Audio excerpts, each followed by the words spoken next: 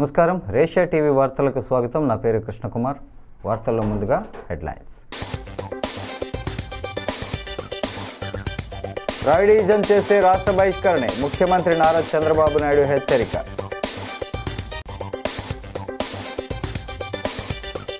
CSR ద్వారా మహిళా సాధికారతపై చర్చలు, ఎంపీ దగ్గుబాటి అధ్యక్షతన కమిటీ సమావేశం.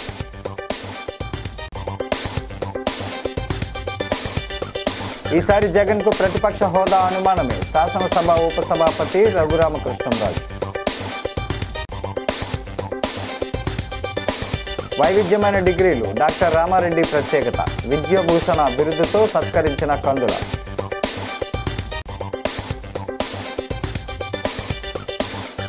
జనవరి 19 నుంచి సూర్యారాధన మహోత్సవాలు, కరపత్రం ఆవిష్కరించిన వడలి కుమార్ శర్మ. ఇక డీటెయిల్స్ చూస్తే, కలియుగ వైకుంఠమైన తిరుమల పవిత్రతను కాపాడుతూ భక్తులకు పూర్తి రక్షణ కల్పించడమే ప్రభుత్వ లక్ష్యమని ఆంధ్రప్రదేశ్ ముఖ్యమంత్రి నారా చంద్రబాబు స్పష్టం చేశారు. దేశ విదేశాల నుంచి వచ్చే భక్తులకు భద్రతాభావం కల్పించే బాధ్యత పోలీసులదేనని సీఎం అన్నారు. తిరుపతిలో అత్యాధునిక సౌకర్యాలతో నిర్మించిన నూతన జిల్లా పోలీస్ కార్యాలయాన్ని హోంమంత్రి వంగలపూడి అనితతో కలిసి ముఖ్యమంత్రి ప్రారంభించారు. అనంతరం అక్కడే ఉన్న విజిటర్స్ పుస్తకంలో సీఎం తన అభిప్రాయాలను, సూచనలను రాశారు. అంతకుముందు పోలీస్ దళం నుంచి గౌరవ వందనం స్వీకరించారు. రాష్ట్రంలో శాంతి భద్రతల విషయంలో రాజీ పడే ప్రసక్తే లేదని ముఖ్యమంత్రి హెచ్చరించారు. కొందరు రాజకీయ ముసుగులో ఉండి రౌడీయిజం చేస్తామంటే కుదరదని, సెటిల్మెంట్లు, బెదిరింపులకు పాల్పడితే కఠినంగా వ్యవహరిస్తామన్నారు. రౌడీయిజం చేసేవారిని రాష్ట్ర బహిష్కరణ చేస్తామని హెచ్చరించారు. అక్రమాలకు పాల్పడితే సొంత పార్టీ వారైనా సరే జైలుకు పంపిన చరిత్ర తమదని వ్యాఖ్యానించారు. రెవెన్యూ జిల్లా ఇన్ఛార్జ్ మంత్రి Anagani Satyaprasad, DGP Harish Kumar Gupta, collector doctor Venkateshwar, DIG Shimoshi Bajpai, SP L Subbarayudu తదితరులు ఈ కార్యక్రమంలో పాల్గొన్నారు. ఇంకొక పక్కన అనేక సమస్యలు వచ్చాయి. తిరుమల తిరుపతి దేవస్థానం అపవిత్రం చేసే పరిస్థితికి వచ్చారు. భక్తుల మనోభావాలు దెబ్బతినే పరిస్థితికి వచ్చాయి. ఇంకొక పక్క ఒకప్పుడు తిరుపతిలో నేను చూశాను. నేను ఒకప్పుడే తిరుపతిలో కూడా లా అండ్ ఆర్డర్ లేకపోతే పోరాడాం. చిత్తూరు జిల్లాలో లా అండ్ ఆర్డర్ లేకపోతే గట్టిగా ఫైట్ చేసి మళ్ళీ లా అండ్ ఆర్డర్ రెస్టోర్ చేసే పరిస్థితికి వచ్చాం. ఎప్పుడు కూడా నేను అధికారంలో ఉన్నా, అపోజిషన్లో ఉన్నా లా అండ్ ఆర్డర్ చేతికి తీసుకోవడం కానీ యాంటీ సోషల్ ఎలిమెంట్స్ని ప్రోత్సహించడం ఎప్పుడూ జరగలేదు.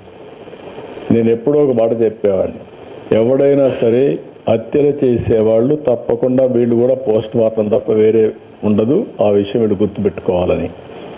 ఎందుకంటే నేను లా అండ్ ఆర్డర్ మీద ఒక ప్రశాంతంగా ఉండాలి, శాంతి భద్రతలు పరిరక్షించాలి. అప్పుడే సమాజంలో ఒక శాంతి ఉంటుంది, ఒక భద్రత ఉంటుంది. భద్రత ఉంటేనే పెట్టుబడులు వస్తాయి. భద్రత ఉంటే అందరూ కూడా హ్యాపీగా ఇంట్లో పడుకుంటారు. లేకపోతే ఈ సమస్యలు వస్తాయని ఎప్పుడూ కంట్రోల్ చేస్తూ వచ్చాం. దానివల్ల చాలా వరకు కంట్రోల్ అయింది. ఈ 5 సంవత్సరాలు చేసినటువంటి ఇష్టానుసారంగా కార్యక్రమాలు ఇంకా అందరిలో డిస్టర్బెన్స్ ఉంది. ప్రజల్లో డిస్టర్బెన్స్ ఉంది, పార్టీల్లో డిస్టర్బెన్స్ ఉంది. ఇంకా చేసిన వాళ్ళు కూడా ఇంకా చెల్లుబాటు అవుతాయి, ఇదే రౌడీజం చేస్తామని కూడా ఆలోచిస్తున్నారు. అది కూడా మనం ఒకసారి గుర్తుపెట్టుకోవాల్సిన అవసరం ఉంది. నేను ఒకటే ప్రతి ఒక్కరికి విజ్ఞప్తి చేస్తున్నా, ప్రజాస్వామ్యం లిమిటేషన్లో పనిచేస్తే ఎవరన్నా వాళ్ళ విధానాలు చెప్పాలని చెప్పుకోవచ్చు, కానీ విధానాల పేరుతో రౌడీజం చేస్తాం, ఇష్టానుసారంగా లా అండ్ ఆర్డర్ మా చేతికి తీసుకు. బెంగళూరులో రాజమహేంద్రవరం ఎంపీ దగ్గుబాటి పురంధేశ్వరి అధ్యక్షతన మహిళా సాధికారత పార్లమెంటరీ కమిటీ, భారత్కు చెందిన రక్షణ రంగ పిఎస్యు, దేశ రక్షణకు సంబంధించిన ఉత్పత్తులు, సేవలు అందించే ప్రభుత్వ రంగ సంస్థలతో సిఎస్ఆర్ ద్వారా మహిళా సాధికారత అంశంపై పరస్పర చర్చలు జరిగాయి. ఈ సమావేశంలో మహిళల విద్య, నైపుణ్యాభివృద్ధి, స్వయం ఉపాధి, ఆరోగ్య సంరక్షణ, నాయకత్వ అవకాశాలు వంటి అంశాల్లో రక్షణ రంగ పిఎస్యులు తమ సిఎస్ఆర్ కార్యక్రమాల ద్వారా చేపడుతున్న చర్యలపై సమగ్రంగా చర్చ జరిగింది. మహిళలను ఆర్థికంగా, సామాజికంగా స్వావలంబనతో తీర్చిదిద్దడంలో సిఎస్ఆర్ పాత్రను మరింత బలోపేతం చేయాల్సిన అవసరంపై కమిటీ దృష్టి సారించిందని ఎంపీ వివరించారు. దేశాభివృద్ధిలో మహిళా భాగస్వామ్యాన్ని పెంపొందించే దిశగా ఇది ఒక కీలక అడుగు అని వ్యాఖ్యానించారు.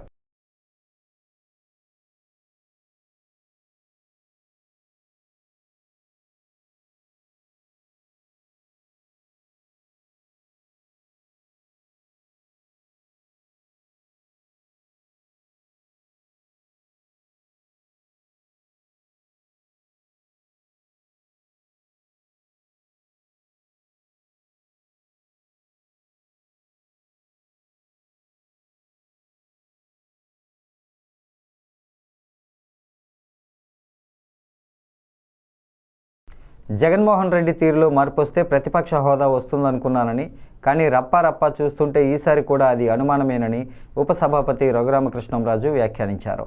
పెద్ద అమీరంలోని తన కార్యాలయంలో ఆయన మీడియా సమావేశంలో మాట్లాడారు. 2020 నుంచి జగన్ నాపై బురద జల్లుతూనే ఉన్నారు.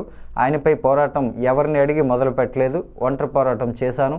చంపాలని చూసినా పోరాడాను. నాపై 3 కేసులు ఉన్నాయి కాబట్టి ఉపసభాపతి హోదా నుంచి తొలగించాలంటున్నారని పేర్కొన్నారు. ప్రస్తుతం అప్రస్తుత ప్రతిపక్ష నాయకుడిపై 11 కేసులున్నాయి. ఆయన గతంలో ముఖ్యమంత్రిగా ఎలా పనిచేశారు, విద్యుత్ ప్లాంట్ల విషయంలో నన్ను చాలా ఇబ్బందులకు గురి చేశారని ఆవేదన వ్యక్తం చేశారు. ఆర్థికంగా ఎంతో నష్టపోయాను. నేను గోల్డెన్ స్పూన్తో పుట్టాను. నా జీవన విధానంలో ఎప్పుడూ మార్పు లేదు. రాజకీయాల్లో కన్నాలేసి సంపాదించుకోలేదని ఘాటుగా స్పందించారు. ఇది ఎవరికి చెబుతున్నానో వారికి అర్థమవుతుంది. నేను పెట్టిన కేసులపై చర్యలు తీసుకుంటే పోలీసు పరిపాలనా వ్యవస్థలపై ప్రజలకు నమ్మకం పెరుగుతుంది. ఈ విషయంలో ప్రభుత్వం న్యాయం చేస్తుందనే నమ్మకం నాకుంది అని రఘురామ అన్నారు. రఘురామకృష్ణరాజుని ఏకాకి చేసిన పార్టీ మరి అసలు సంబంధం ఉందా? అసలు ఈ మ్యాటర్ ఏంటి? ఏకాకి చేయటం ఏంటి? అంటే ఏం చేసేయాలి? పార్టీ రోడ్లు ఎక్కేయాలా? తెలుసు కదా అందరికీ. పెట్టింది నాన్సెన్స్ అని తెలుసు. నా కేసు నేను పోరాడుకోగలనని తెలుసు. సో ఏ వారియర్కి ఎవడ మద్దతు అవసరం లేదురా. మద్దతు ఎవడైనా అడిగితే ఇస్తారు. అసలు నాకు అవసరమే లేదు, అక్కడ మ్యాటరే లేదు. నాకు దేనికి మద్దతు? జగన్మోహన్ రెడ్డి మీద పోరాటం నేను ఎవడ మద్దతు తీసుకుని మొదలెట్టానా? నేను మొదలెట్టినప్పుడు ఎవడన్నా రోడ్డు మీద ఉన్నాడా? ఇంట్లోనే ఉన్నారుగా అందరూ. 2020లో ఫిబ్రవరిలో మార్చిలో మొదలెట్టా పోరాటం. సరే అక్టోబర్లో ఇదిగో ఆజాన్ బాబుతో కేసు వేసి చేయడని చెప్పాను కదా. ఇంకా అప్పటి నుంచి అటాక్ ఇస్తానే ఉన్నాడు. ఇక్కడ ఎన్ని కేసులు పెట్టాడు నా మీద? ఒకసారి ఊరు వస్తున్నాను రా అంటే 4 SC ST కేసులు పెట్టాడు నా మీద. ఆ తరకు పోలీస్ స్టేషన్ ఆ బార్డర్లో ఒకటి, ఎవడో కెనడీ అంట నర్సాపురంలో ఒకటి, ఆల్మోస్ట్ ఎస్సీలతోనే క్రిస్టియన్స్తో పెట్టించి చర్చి చెప్పావు కాబట్టి ఎన్ని గుర్తొచ్చినాయి. పెట్టించి ఇక్కడ ఒంట్లో ఒకటి పెట్టి ఎక్కడ పెడితే అక్కడ SC కేసులు అయితే 4 పెట్టారు. SC కేసులు ఏంటి? సరే నేను మళ్ళీ అన్నిటి మీద స్టే తెచ్చుకుని మళ్ళీ వస్తున్నానంటే అక్కడ రంగరాజన్ ఉండేవాడు కదా అప్పుడు మంత్రి. ప్రముఖ మానసిక వైద్య నిపుణులు డాక్టర్ BC రాయ్ అవార్డు గ్రహీత డాక్టర్ కర్రి రామారెడ్డి 73 ఏళ్ల వయసులో 73 డిగ్రీలు సాధించి శతమానానికి చేరువవుతున్న శుభతరుణంలో ధర్మంచర కమ్యూనిటీ హాల్లో సృహున్మండలి ఆధ్వర్యంలో విద్యాభూషణ బిరుదుతో సత్కరించారు. వైవిధ్యమైన డిగ్రీలు సాధించడం డాక్టర్ కర్రి రామారెడ్డి ప్రత్యేకత అని, నిజమైన బహుముఖ ప్రజ్ఞాశాలి అని రాష్ట్ర పర్యాటక, సాంస్కృతిక, సినిమాటోగ్రఫీ శాఖ మంత్రి కందుల దుర్గేష్ అన్నారు.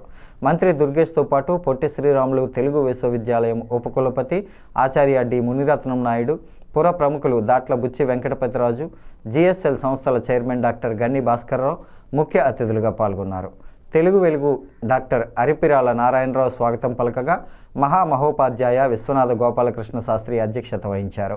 ధర్మజాగరణ అఖిల భారత సహస్ర ప్రముఖ్ ఆలే శ్యామ్, మాజీ MP ఉండవల్లి అరుణకుమార్, మాజీ ఎమ్మెల్యే రౌతు సూర్యప్రకాశ్రావు, మాజీ MLC Adireddy Apparao, TK Visweswar Reddy, Perumalla Raghunath, PP Srinivas, Errapragada Ramakrishna, M Jitendra, Medisetti Tirumala Kumar, Ganti Lalitha తదితరులు రామారెడ్డిపై ప్రశంసల జల్లు కురిపించారు.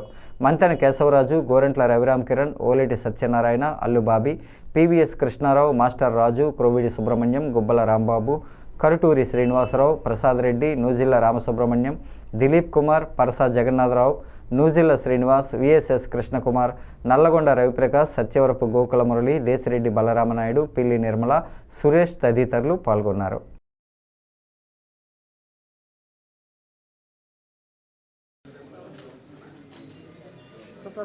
దాంతోపాటు ఎప్పుడు చూసినా అదే చిరునవ్వు, అదే నెమ్మదితనం.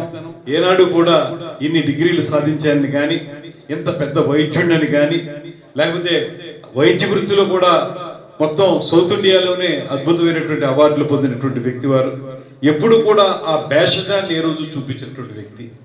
తొలి రోజుల్లో మనం డాక్టర్ రామారెడ్డి గారిని ఏ రకంగా చూసామో ఇవాళ కూడా అదే రకమైనటువంటి మేనరిజమ్స్ తోటి ఉండేటువంటి వ్యక్తి కూడా వీరొక్కరే అనేటువంటి మాటను కూడా ఈ సందర్భంగా నేను మనవి చేస్తున్నాను.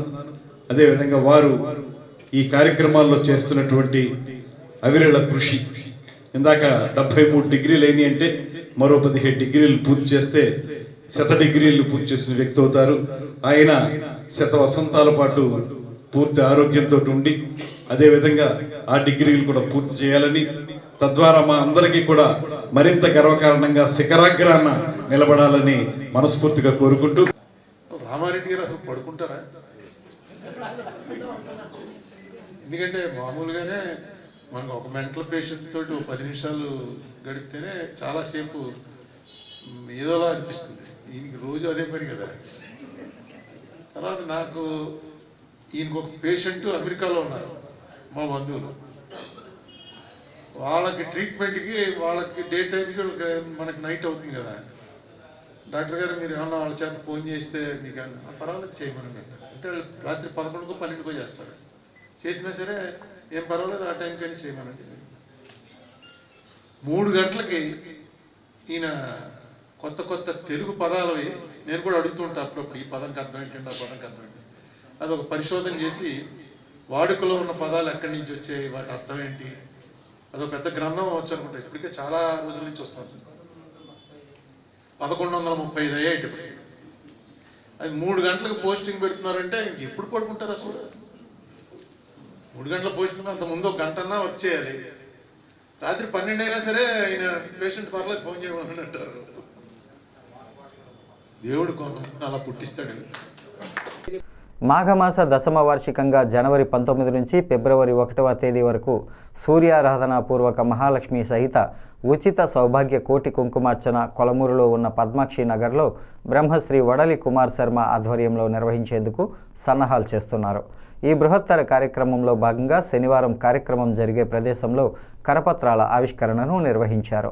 ప్రతిరోజు ఉదయం 8 గంటలకు ప్రారంభమై ఉదయం 10 గంటలకు ఉచిత కుంకుమార్చన, 12 గంటల నుంచి సూర్యతీర్థ ప్రసాద వితరణ, సాయంత్రం 4 గంటల నుంచి మహాలక్ష్మి హోమాలు, సాయంత్రం 6:30 గంటలకు విశేష హారతులు, నీరాజన మంత్రపుష్పములు జరుగుతాయన్నారు.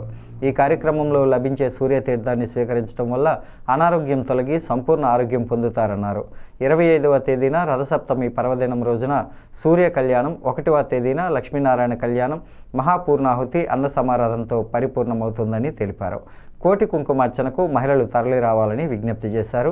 కార్యక్రమంలో రాజశేఖర్, పిఎల్ఎన్ ప్రసాద్, నాడి జ్యోతిష్యం తాడి కేదారనాథ్, ప్రశాంత్ దేవి, ప్రకాష్, రమేష్, మూర్తి, కొండబాలు, సూర్యనారాయణ, వరహాలబాబు, కాలేపు జయ, శ్యామల, నాగేశ్వరి భక్తులు పాల్గొన్నారు.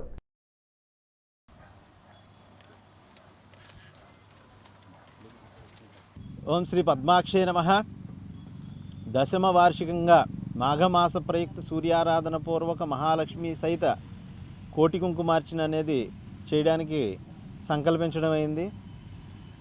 కొంతమూరు శివారు కోలమూరు ప్రారంభంలో హెచ్పి పెట్రోల్ బంక్ ఆపోజిట్లో గల పద్మాక్షి నగర్ ప్రదేశంలో ఈ యాగం చేయడానికి సంకల్పించడం అయింది.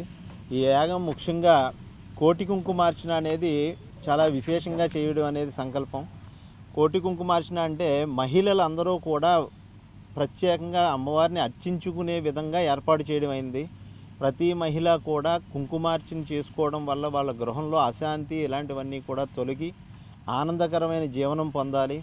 అలాగే అమ్మవారిని అర్చించడం అనేది ఒక సంఖ్యగా నీతంగా చేసుకోవాలి. కాబట్టి ఒక కోటి నామాలుగా అర్చన చేయాలి అనేది సంకల్పం.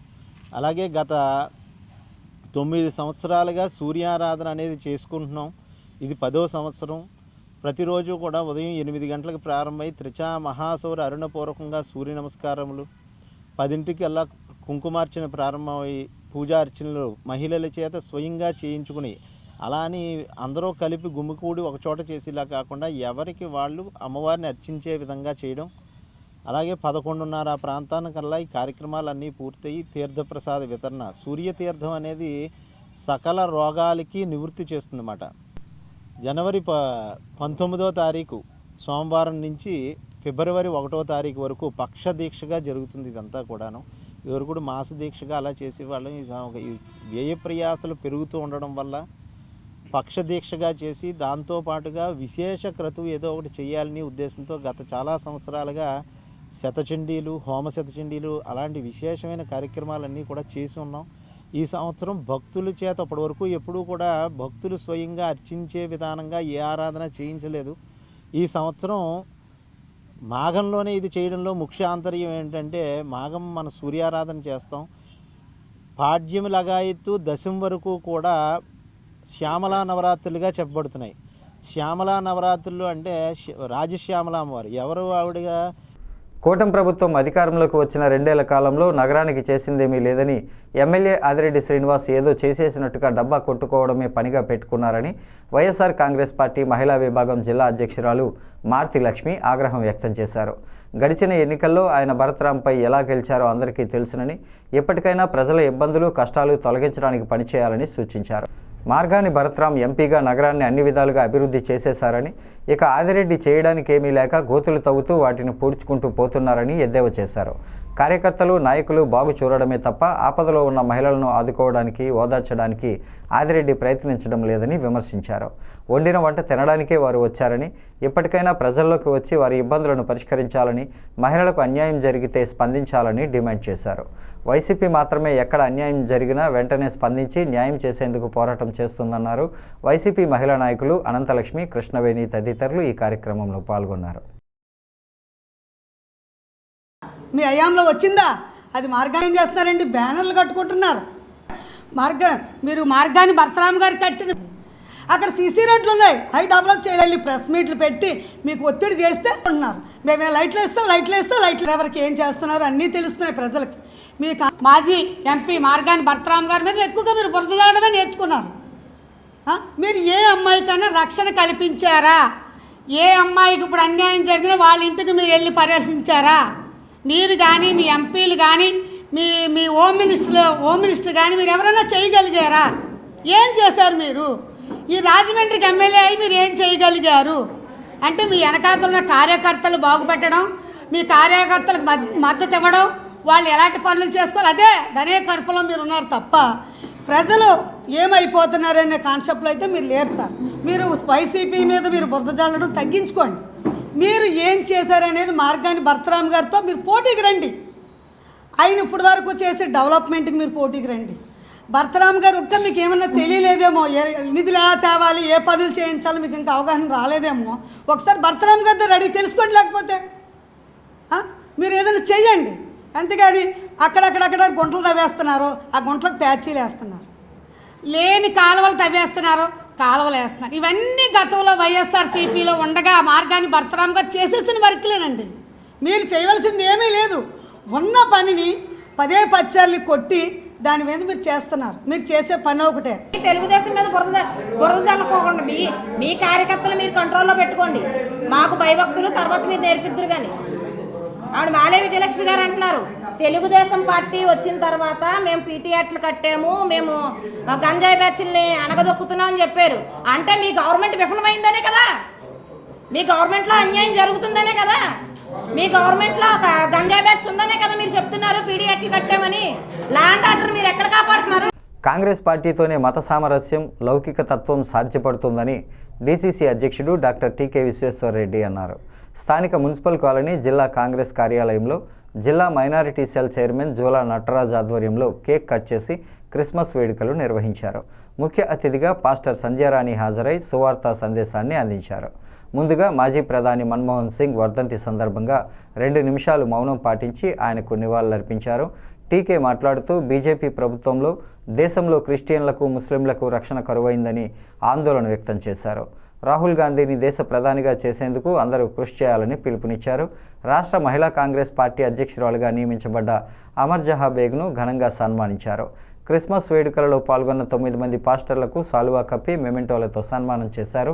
నగర కాంగ్రెస్ అధ్యక్షుడు Balepalli Muralidhar, Medapati Bhadrandora, doctor Rajasekhar, doctor Wadiyar, Sugunarao, Ramachandrarao, Chintada Venkateswararao, I Satyanarayana, P Satyanarayanaraju, Srinivas Wadiyar, Saka Pullarao, Chamarthi Leelavathi, SK Jayalalitha, G Yesu, KV Anand Kumar తదితరులు పాల్గొన్నారు.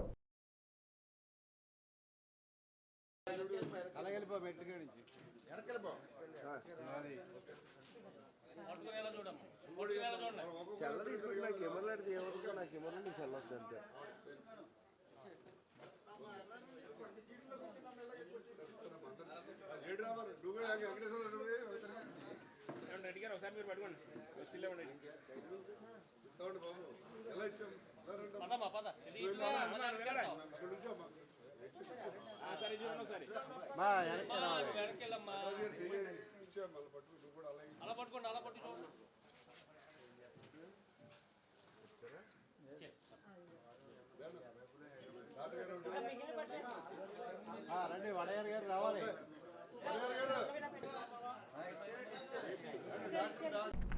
Community paramedics and primary health care providers welfare association, the PMP association of India Turpugodavari జిల్లా ఆధ్వర్యంలో పిఎంపి 63వ వ్యవస్థాపక దినోత్సవం స్థానిక ఎఫ్కేలో జిల్లా అధ్యక్షుడు బల్లా శ్రీనివాసరావు అధ్యక్షతన ఘనంగా నిర్వహించారు.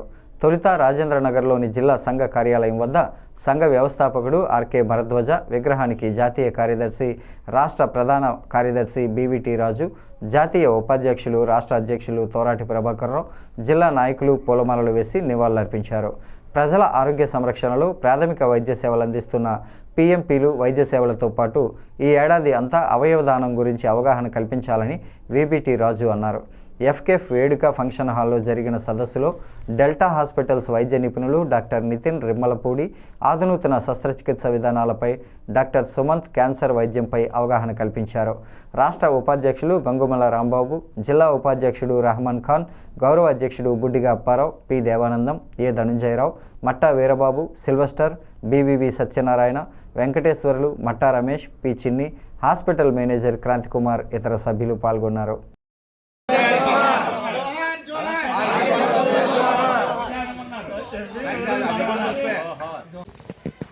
63 సంవత్సరాల వార్షికోత్సవ సమావేశాన్ని ఈ రోజున జరుపుకోవడం జరుగుతుంది. ఇది రాజమండ్రి జిల్లా అధ్యక్షులు శ్రీ బల్లా శ్రీనివాస్ గారి గృహం నందు ఏర్పాటు చేసినటువంటి డాక్టర్ ఆర్కే భరద్వాజ్ విగ్రహానికి ముందుగా నివాళులు అర్పించి ఇక్కడ నుంచి ప్రతిసారి కూడా కార్యక్రమాలు ప్రారంభించడం అనేది జరుగుతుంది. ఈరోజు రాజమండ్రిలో సర్వసభ్య సమావేశం, అలాగే అవయవ దానం పట్ల అవగాహన కల్పించడం కోసం కార్యక్రమాన్ని నిర్వహిస్తున్నాము.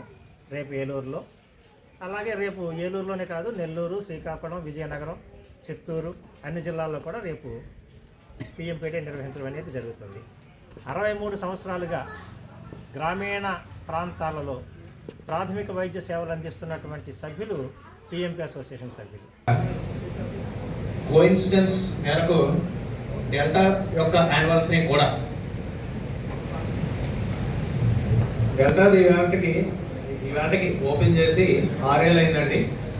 2019 డిసెంబర్ 26వ తారీఖున అప్పటి ఉపరాష్ట్రపతి వెంకయ్యనాయుడు గారు వచ్చి ఈ డెల్టా హాస్పిటల్ ఓపెన్ చేయడం అనేది జరిగింది. అప్పటి నుంచి ఇప్పటికి చాలా ఆస్పెక్ట్స్లో హాస్పిటల్ బాగా ఎదిగింది. స్టార్టింగ్లో చాలా చిన్న టీంతో స్థానిక ఆదిత్య కాలేజ్ ఆఫ్ కామర్స్ కళాశాలలో ఉడాన్ 2K25 ఫెస్ట్ను ప్రిన్సిపల్ కేవి శ్రీరామ్ ఆధ్వర్యంలో ఘనంగా నిర్వహించారు.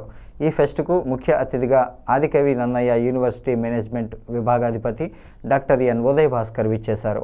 ఆయన మాట్లాడుతూ విద్యార్థుల్లో ఉత్సాహం పెంపొందించడానికి ఇలాంటి కార్యక్రమాలని మరెన్నో చేపట్టాలని సూచించారు. ఆదిత్య డైరెక్టర్ ఎస్పి గంగిరెడ్డి కళాశాల విద్యార్థులకు ఉద్దేశించి సృజనాత్మకమైన విషయాలను ప్రసంగించారు. కళాశాల ప్రిన్సిపల్ ఫణికుమార్, రెహమాన్, ఆనంద్, ప్రసాద్, చంద్రశేఖర్ విచ్చేసి విద్యార్థులకు శుభాశీస్సులు తెలియజేసి తయారు చేసిన వివిధ ప్రాజెక్టులను ప్రశంసించారు. ఈ సమావేశంలో రాంబాబు, రవికాంత్, వెంకటేశ్వరరావు, శ్రీనివాస్, సత్యనారాయణ, అజాం, శిరీష, జీవీఎస్ నాగేశ్వరరావు పాల్గొన్నారు.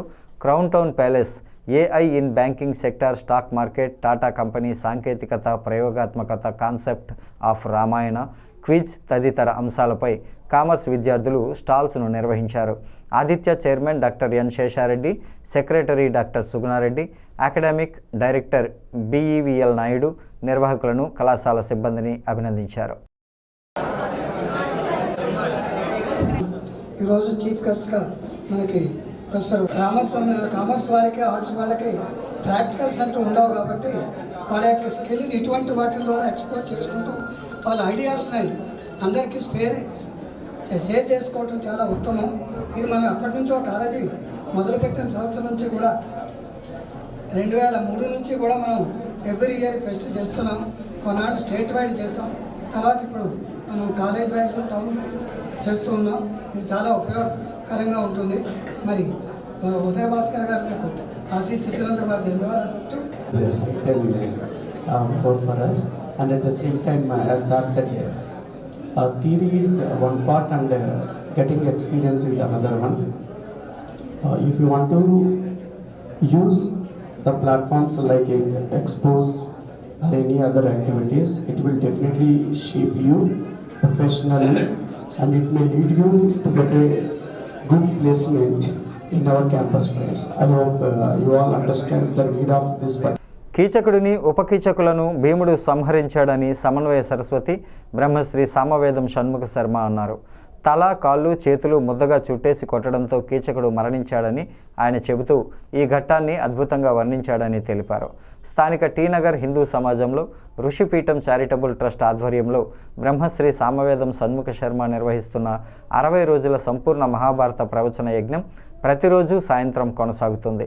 ఇందులో భాగంగా శ్రీ షణ్ముఖ శర్మ 30వ రోజు ప్రవచనం కొనసాగించారు.